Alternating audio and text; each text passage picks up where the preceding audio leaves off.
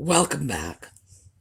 Well, it's very quiet here right now, and that's a little unusual today because I have a woodpecker in my yard, and he's been out there for, I think this is his second year, and I have a metal pole.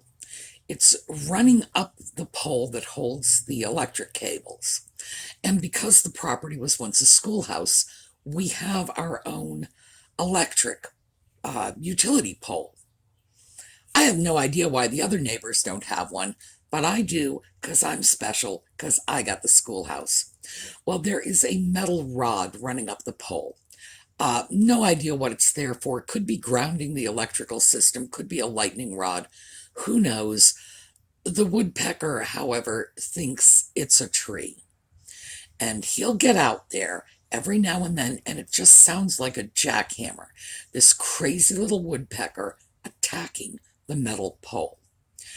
I put food nearby in the hopes that, being a clever woodpecker, he would realize there's something to eat in the food basket, and there's nothing but a sore beak coming from whacking against that pole. No, no, no. And today has been one of his pole attacking days. It sometimes goes, a week or two, and I won't hear anything. And then he starts fixating on the pole again. So I worry about him because I'm afraid he'll hurt his little beak. But frankly, he's been doing that for a couple of years and it hasn't bothered him yet. So I guess I don't need to worry about him. He can take care of himself. But if you hear the little jackhammer noise, yes, that's the woodpecker. Yes, he's pecking a metal pole. Yes, I think he's stupid. All right, so today we are going to pick up where I left off with the Fancy Schmancy Antique Mall because I didn't realize I had not shown you all the footage I got there. And I did get a few things, film clips of items I purchased, but also some clips of items I left behind. But still, I thought you might like to take a look at them. So, when we come back,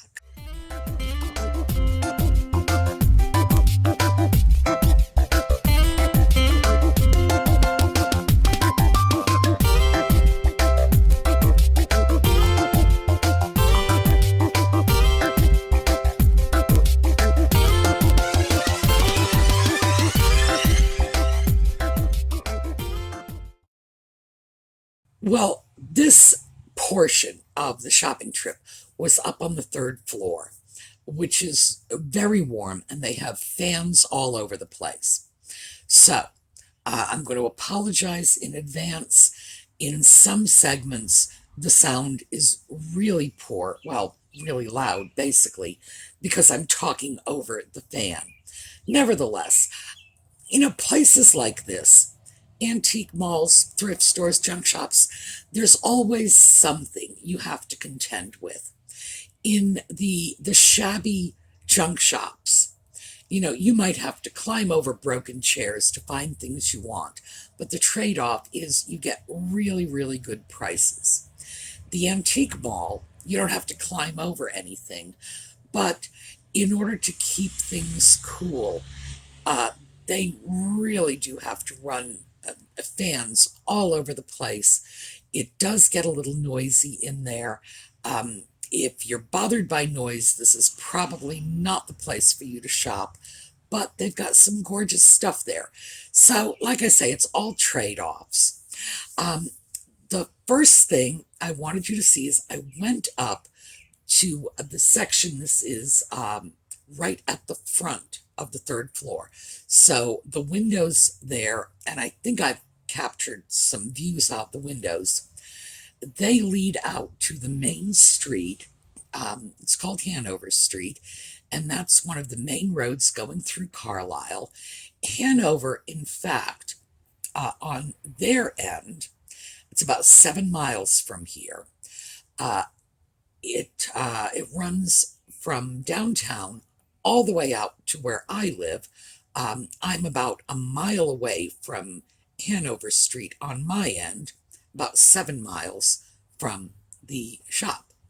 So anyway, just to orient you, because as you know, one of our viewers showed up there, and that was so nice. And it was this trip, in fact, that I met Jennifer.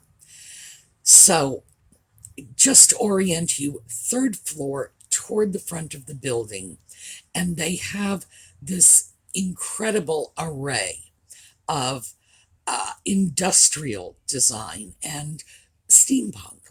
Some pieces are very industrial, some are repurposed, some are very steampunk. It's just, if your taste runs in that direction, you're going to find something to captivate you. And I found something that I thought was very interesting and thought I would share it with you. So let's take a look. So we are back over in Steampunk Central, basically. This is the section of the third floor where they have the beautiful repurposed pieces. And this one caught my eye.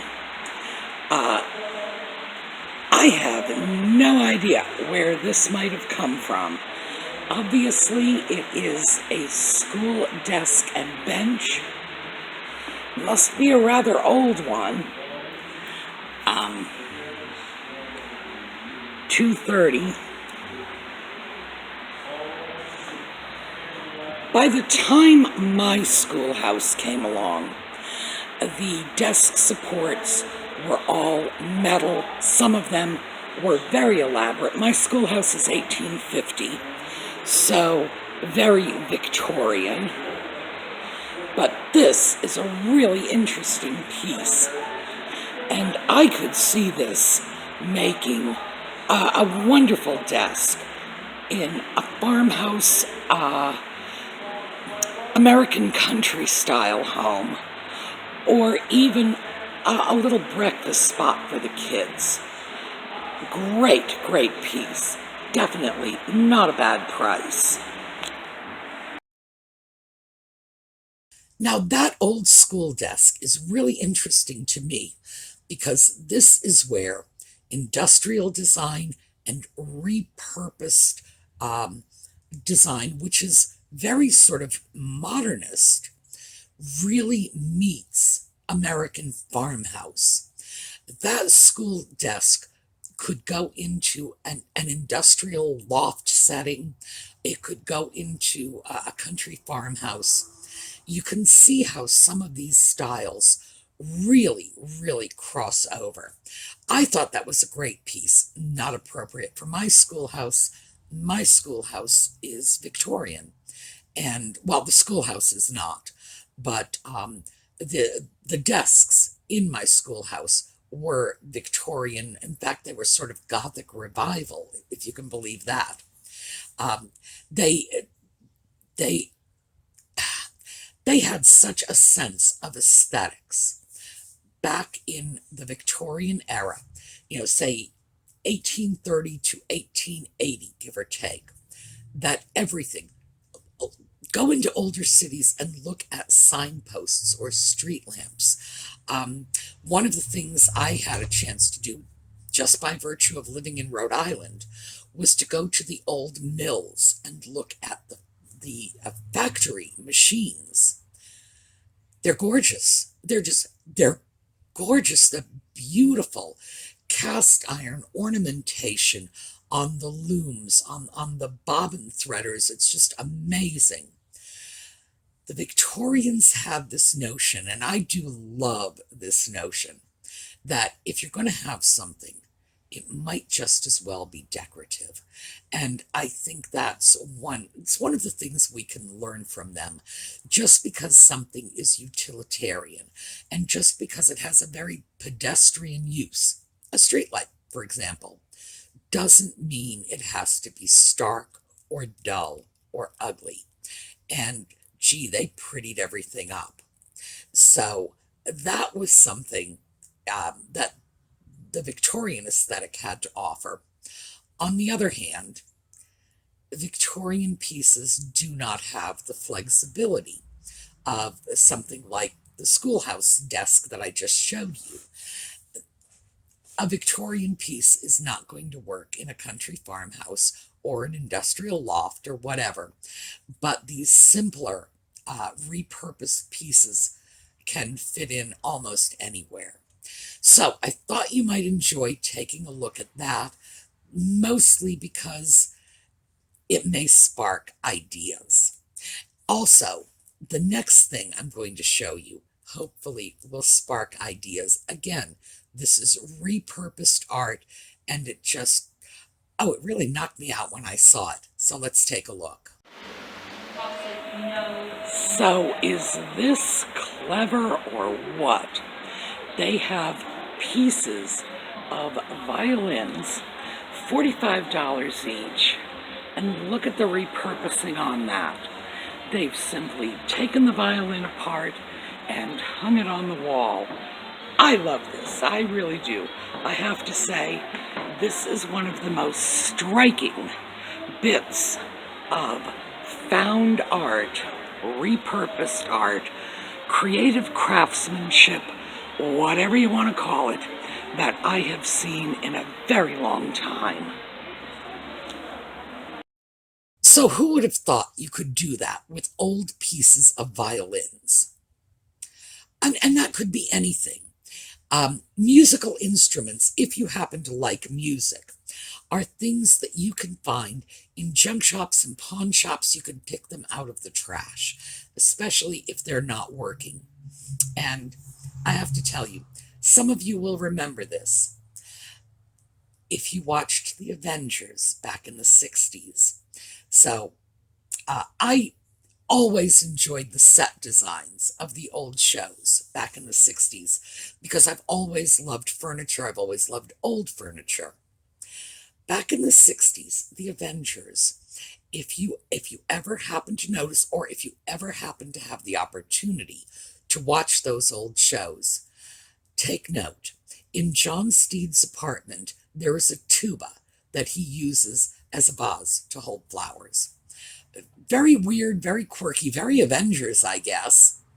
And, oh, and by the way, I'm sorry, this is the real Avengers, not the Marvel superheroes. This is the British sort of spy show.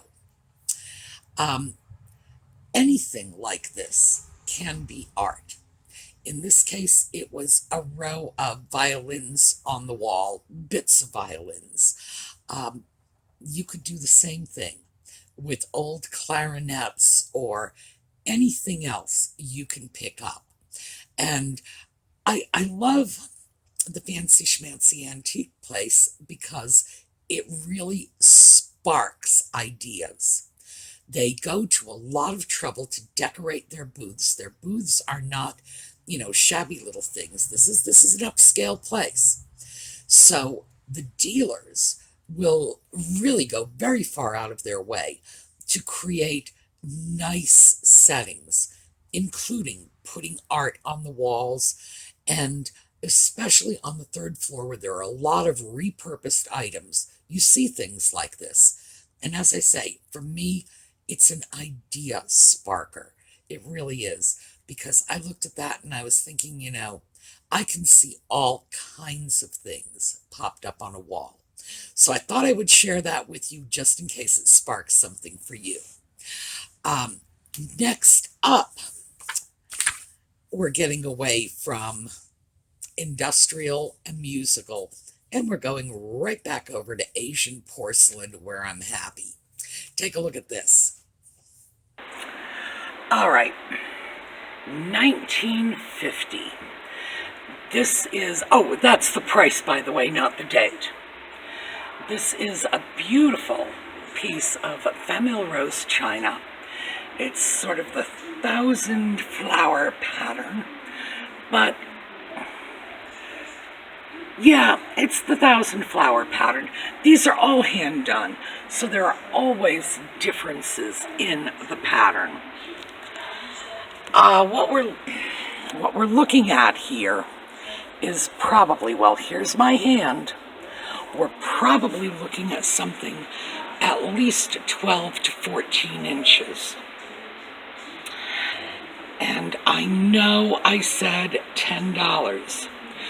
And I know I've already broken my rule, but I have to tell you, this is such a bargain on this piece that it's coming with me regardless. Yes, way off my little $10 price limit, but I couldn't resist. The piece is so large, it was so nice, the condition was so good. Now, it's not very old, um, second half of the 20th century, so not an antique piece, but finding a nice Famille Rose piece like that, that is what they call the Thousand Flowers design. Um, Finding a piece like that, especially in that size, because that is platter size, in an American dining set, American dinner china, that would probably be called a chop plate. Um, I assume that is because they used round platters to hold chops. Who knows? Um, but nice piece. So yes, I grabbed it. That is the kind of piece that, it hits my Etsy shop. It's going to take a while to sell, but sell it will because it's a good piece and because I got it at a decent price, which means I can, sell it at a decent price. But I wouldn't advise stocking your online store with pieces like that because you will have to wait for the right buyer to sell a piece like that. Nevertheless, it was too good a deal to leave behind. I say things like that. I hear that coming out of my mouth, and I'm like, I am my mother's daughter. My mother would drive across town because canned peas were 3 cents cheaper at another store. And I hated canned peas anyway. She would spend more in gas than she would save on the peas, but she'd still do it. And like I say, when I say too good a deal to leave behind, it's my mother's voice is coming out of my mouth. Ugh, we are all products of our mothers, aren't we? Next up, this is actually two little vases that I saw in the same booth. All right, $6. Let me get it out of the light because between the bright cobalt blue and the gold, it's very hard to see this when it's under too much light. $6. It is marked. I believe the markings are German, but I will look it up. $6.50. This one is not marked, at least not that I can see. Very nice. This is, well, basically a nice American country style small vase or whatever holder. Nice. I like this piece, and because it's a sort of American country style, and a lot of people love that, and I don't often get to pick up pieces in that style, I'm very happy to get this one. So those vases were about the same size, small vases, between 4 and 5 inches tall, totally different styles. One was a very fancy European with the gilding and the cobalt and just very yummy from that European perspective. The other one, very American country in its look. And of course, I haven't taken the price tag off yet to see if it does have a mark on the bottom, but it was a glazed pottery style. So regardless of where it comes from, and I think it is US made, it looked US made. It's something that is going to fit into that American country home. And as I've mentioned lately, I've really been neglecting that segment of my buying market because I get the things when I can find really nice pieces at really good prices, and that's not always easy. Um, and I know a lot of people look at American country and say, well, it should be easy because it's plain, it's simple. No, no. There is a style there. It's it's deceptively simple. But one of the things, the backbone of American country style is durability and quality. So I look for that, and if I'm not finding it, I walk away. But I think that little vase really did fit the bill. It was $6.50. The other one was $6, and that was kind of surprising because ordinarily when you see two pieces like that side by side, the fancy European import is usually going to have the higher price tag. So, apparently, this is a dealer who prizes, a more simple and durable style. So, who knows? Anyway, both of them were very close in price, and they had their similarities, but they were also very different in style. Both of them came home with me. And now we are going to take a look at something that I have here in my backyard that most people do not have. Well, in the immortal words of Monty Python, and now for something completely different. Here we go. $7 Mennonite bonnet. I am actually going to take this home with me and make that available in my Etsy shop because we are in the middle of Amish country here, but there are people in other parts of the country who have nothing like this available to them. So, yeah, I'm going to give it a try. Okay, I know the sound on that was absolutely horrific. So I hope you were able to follow along with me and obviously turn the sound down if it makes you crazy. We do get Amish and Mennonite items from time to time. Hard to say where they come from. I will occasionally see things like quilts or baby blankets, sometimes dolls and toys. Adult clothing, not so much. Most of the clothing is homemade. Mostly because, and this is not because the Mennonites won't buy things in the stores. I shop in grocery stores with Mennonites. Like I say, I've got a Mennonite 2 doors down, and Mary and I shop at the same stores. And she's just like any other mom. She has 2 kids, and so her shopping cart will be full of, Reese's peanut butter cups and Fruit Loops. It's not really what you would expect. It's not like, oh, here's the flour and I'm going to make homemade bread. No, this woman's busy. She has better things to do with her time than make bread. But they do tend to make their own clothing. And this is because they can't get the kind of clothing they wear out in the community. And if they have to buy it online, the Mennonite community is not known for its computer literacy, let me put it that way.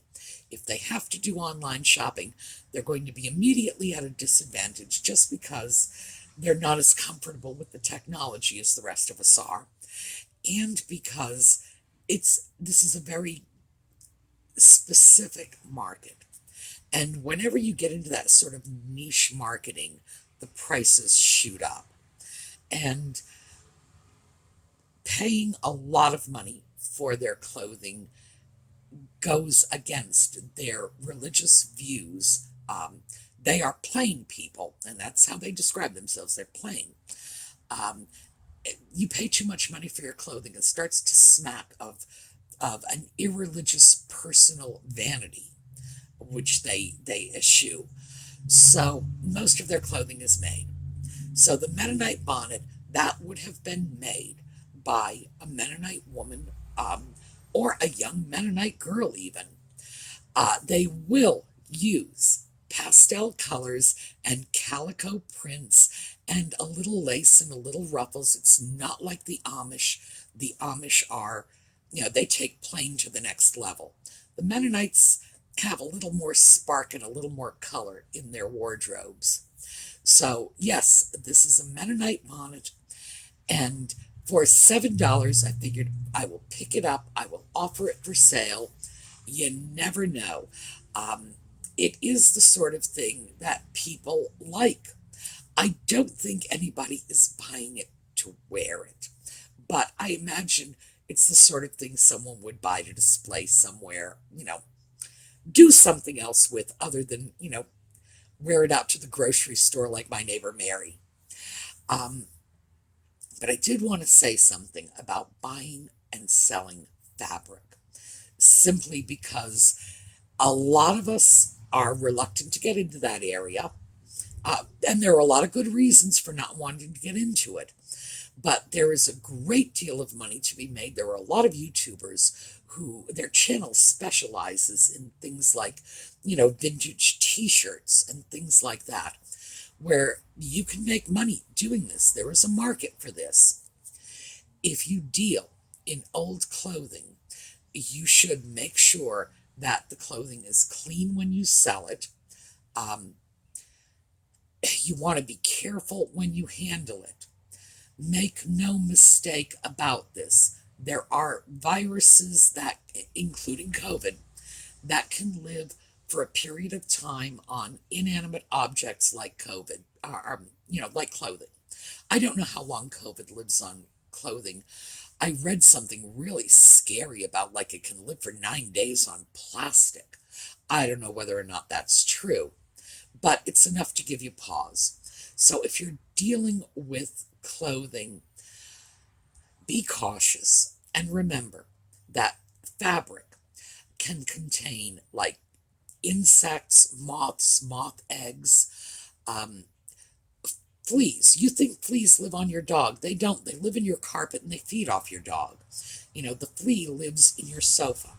So you can get all kinds of unexpected surprises when you bring fabric into your home, especially older fabric that might not be clean. You don't know where it came from.